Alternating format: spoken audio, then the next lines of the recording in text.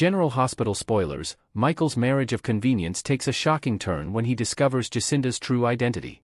In a stunning development that promises to shake the very foundations of Port Charles, Michael Corinthos finds himself at a crossroads that could change everything. Fresh from his painful divorce from Willow and still reeling from the custody battle that has consumed his life, Michael is making a decision that has left many questioning his judgment. He's planning to marry Jacinda Bracken. But this isn't a love story, at least not yet. What starts as a calculated move is about to spiral into one of the most explosive revelations General Hospital has ever seen.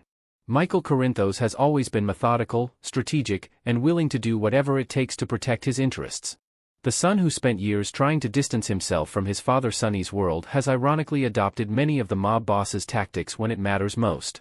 His relationship with Jacinda began as nothing more than a business arrangement. She provided him with an alibi he desperately needed, and in return, he offered her financial security and protection. But as Michael prepares to take this arrangement to the next level by actually marrying Jacinda, he has no idea that he's about to uncover a secret that will send shockwaves through both the Corinthos and Quartermain families. A marriage built on strategy, not love.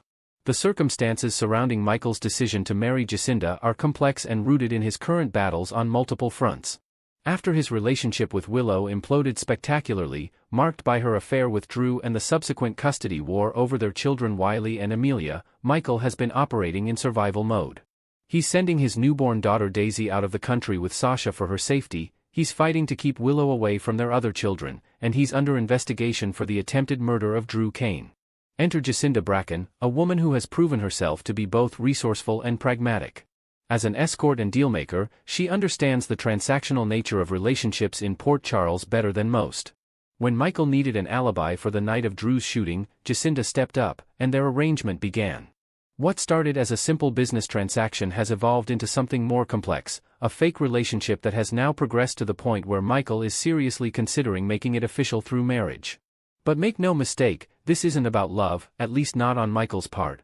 He's a man who has learned to compartmentalize his emotions, to make strategic decisions that serve his larger goals. Marriage to Jacinda would solidify his alibi, provide him with stability during the custody proceedings, and give him an ally in a world where he increasingly feels surrounded by enemies. It's the kind of calculated move his father Sonny might make, and it's a telling sign of how much Michael has changed from the idealistic young man who once dreamed of leaving the mob world behind.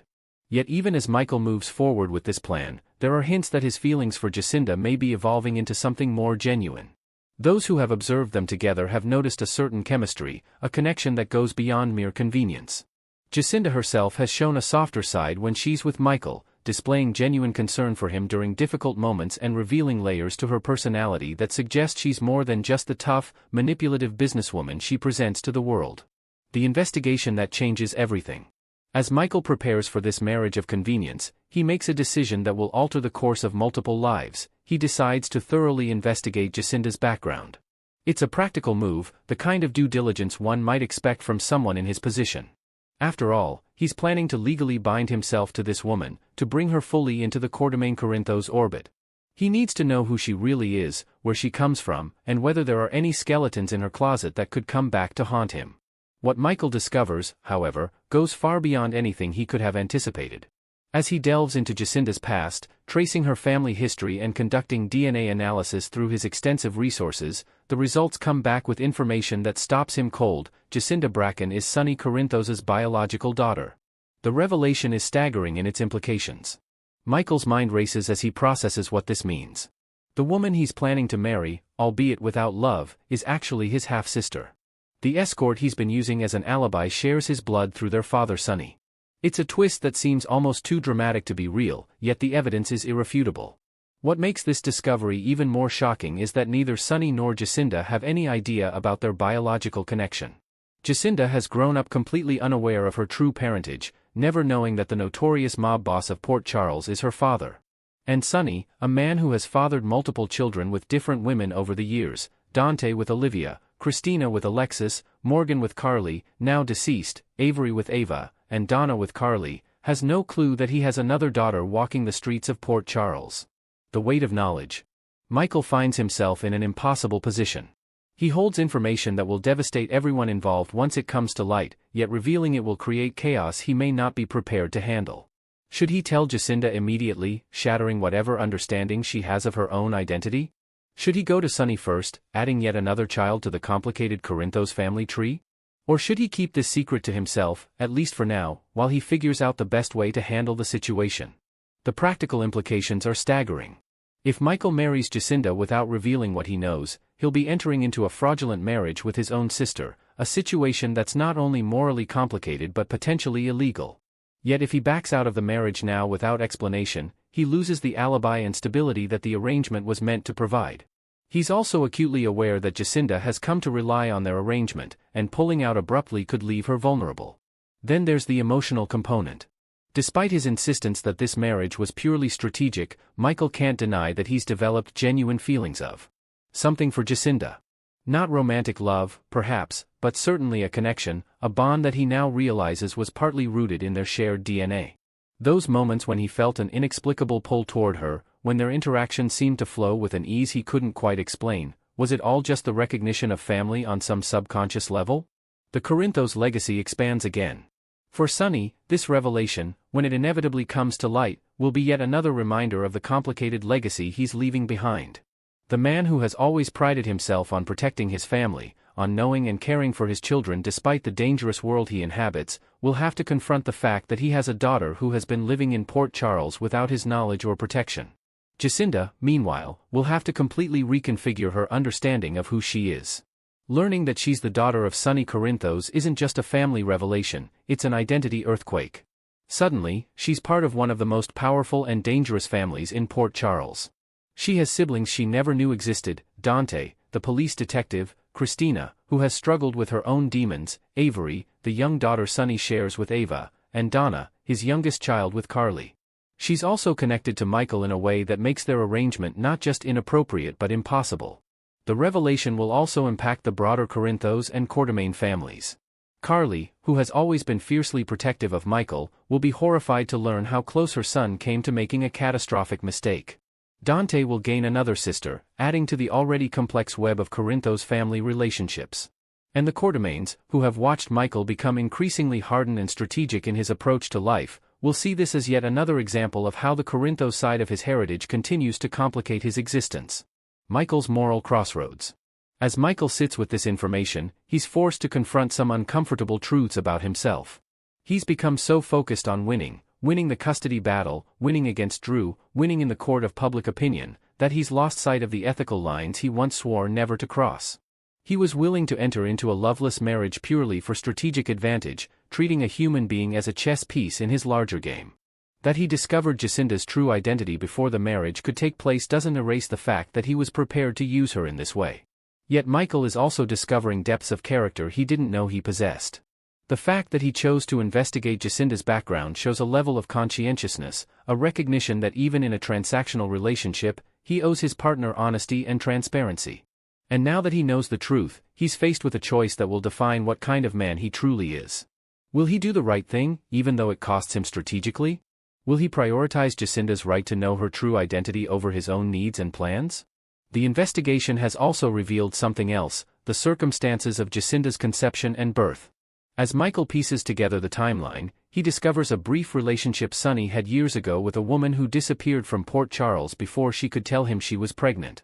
Whether she knew about the pregnancy before she left, whether she chose to keep it from Sonny deliberately, or whether she discovered it later and made a conscious decision not to reach out, these are questions that may never be fully answered. What is clear is that Jacinda grew up without her father, without the Corinthos' protection and resources, forced to make her own way in a world that wasn't always kind to her.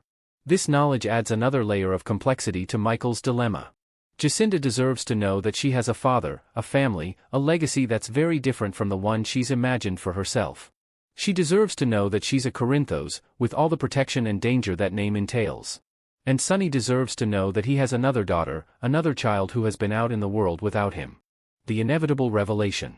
Michael knows that secrets of this magnitude never stay buried in Port Charles. One way or another, the truth about Jacinda's parentage will come out.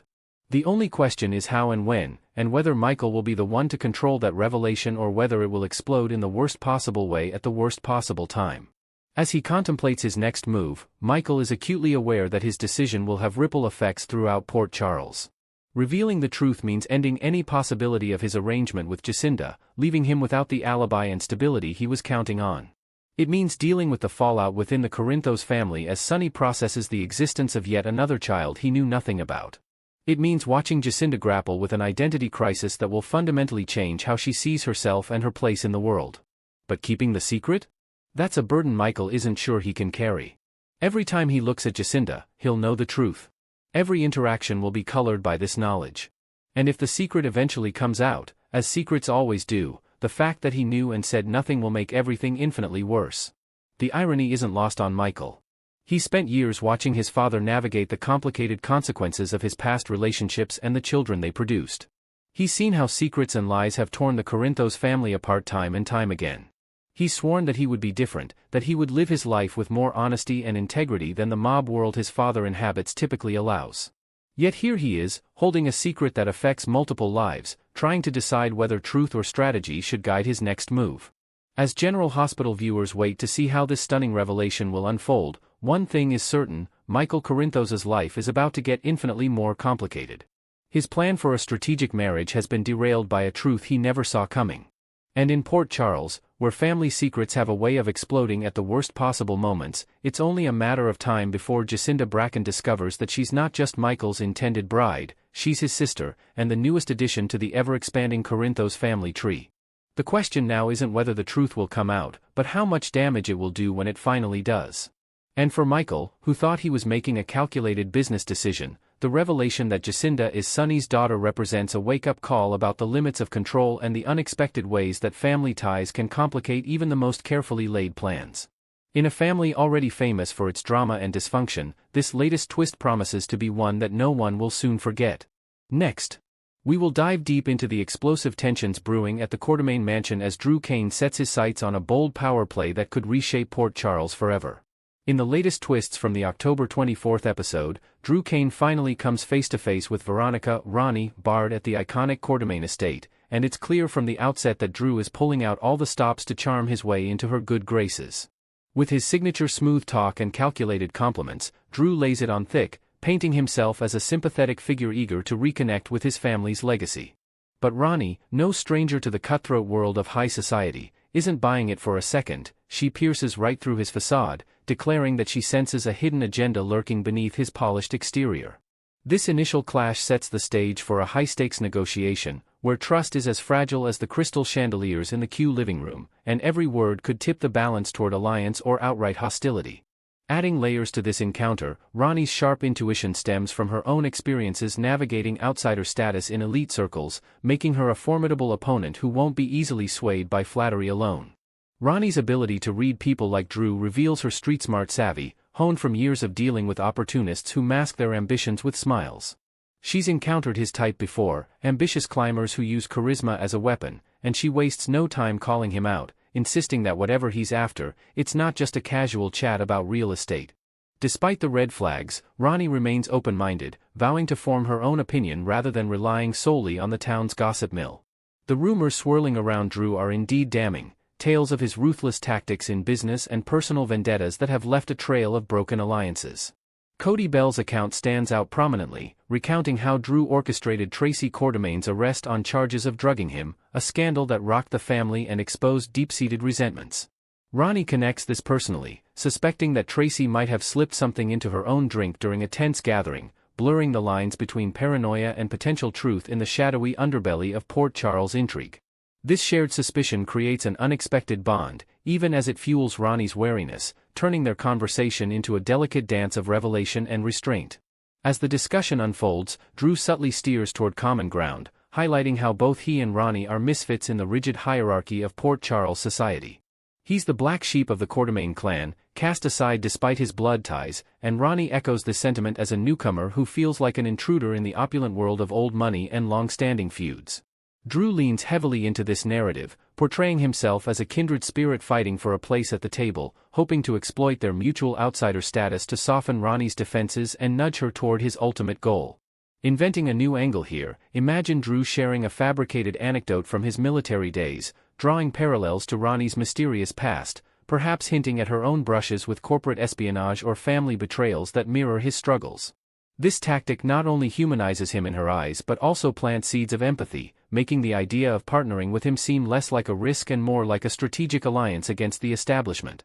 Yet, beneath this veneer, Drew's maneuvers reveal his desperation to reclaim a foothold in the Quartermaine empire, using emotional leverage as deftly as he once wielded financial acumen. At its core, Drew's true ambition crystallizes. He desperately wants to purchase the Quartermaine mansion outright from Ronnie, a move that would catapult him back into the heart of the family's power center and allow him to dictate terms on his own soil. This audacious bid flies directly in the face of Brooke Lynn Quartermaine's fervent opposition. She's gone to great lengths to extend an olive branch to Ronnie, hosting lavish welcome events and weaving her into the family's social fabric in hopes of securing the estate's future. But Brooke Lynn's efforts fall flat. Ronnie operates independently, unbound by the Quartermaine loyalties that Brooke Lynn clings to, and her decisions could upend years of delicate family dynamics. Why might Ronnie even consider such a sale? For one, she's an outsider to Port Charles, arriving with no deep roots or sentimental attachments to the sprawling mansion that symbolizes the town's elite excess. She views it more as a gilded cage than a home, clashing with the pretentious airs of the local power players who eye her wariness with suspicion. Furthermore, her discomfort in this world of whispered scandals and backroom deals makes the property feel like an ill-fitting crown, one she's eager to offload for the freedom it could buy elsewhere. Layering in fresh details, Ronnie's reluctance to embed herself in Port Charles stems from a newly imagined backstory. Perhaps she inherited the mansion through a convoluted legal twist involving a distant relative's estate, thrusting her into this vortex without preparation. This sudden wealth has only amplified her sense of isolation, as she grapples with the mansion's maintenance costs and the constant scrutiny from nosy neighbors like the ever-watchful Spencers. Erica Slezak's cameo as Ronnie adds urgency to the plot. Her limited run signals an impending exit, suggesting Ronnie might vanish from the scene soon after, perhaps jetting off to a sunnier locale unburdened by Quartermaine drama. Why cling to the estate when selling it could fund a life of luxury on her terms? Picture Ronnie envisioning a coastal villa in Europe or a high-rise penthouse in New York, far from the petty rivalries that define Port Charles. Handing over the keys to Drew would not only simplify her departure but also provide a tidy profit, turning a burdensome asset into a ticket to reinvention. Should Ronnie greenlight the deal, the fallout at the Quartermaine mansion would be seismic, with Drew poised to wield his new ownership like a weapon against his adversaries. Envision the chaos: Drew evicting longtime foes such as Jason Morgan, whose storied loyalty to the family runs counter to Drew's self-serving agenda, young Danny, caught in the crossfire of adult grudges, and Michael Corinthos, whose corporate clashes with Drew have escalated into outright enmity. This purge would expose Drew's lack of remorse, a man so driven by revenge that he'd dismantle the very legacy he claims to cherish.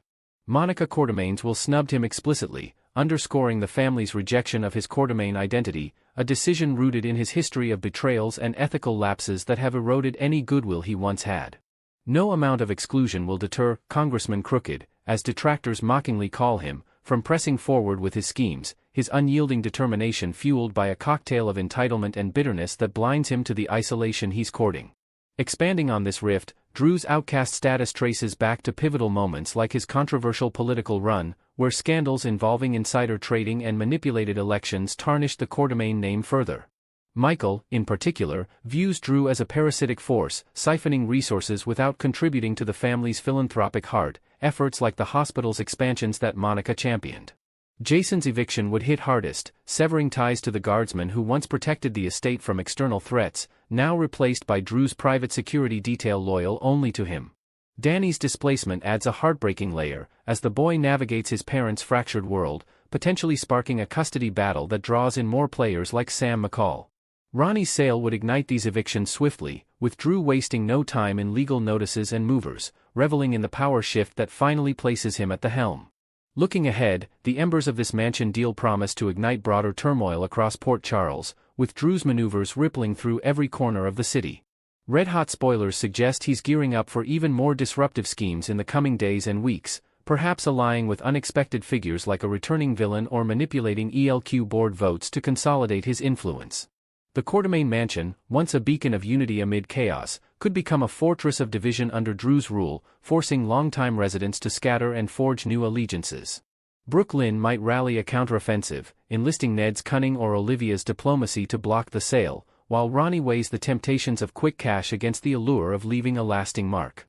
Jason's response could escalate tensions to physical confrontations, echoing past warehouse showdowns but with higher personal stakes. Michael's corporate retaliation might involve freezing assets or exposing Drew's financial improprieties, turning the business world into another battlefield. As these threads intertwine, Port Charles teeters on the edge of a full-scale family war, with Drew at the epicenter, his quest for the mansion symbolizing a larger hunger for control that threatens to unravel the fragile peace. Will Ronnie succumb to his pitch, or will her instincts lead her to safeguard the estate for the Quartermaines? The uncertainty keeps fans on the edge, anticipating plot twists that could redeem Drew or seal his villainous fate.